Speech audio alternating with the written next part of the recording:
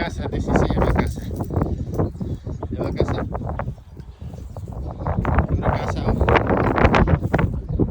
अनि कुवा, अब कुवा सफा गरेको पानी छ कुवामा टन्नै।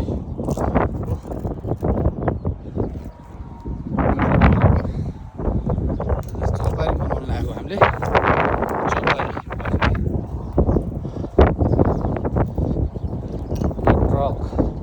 ट्र्याक्टरको टायर हो।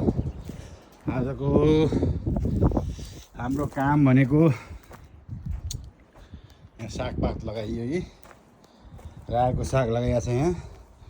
रायोको साग, रायोको साग हो त्यहाँतिर खुर्सानीहरू, खुर्सानीका बिहान लगाएको छ त्यहाँ। त्यहाँतिर सागहरू,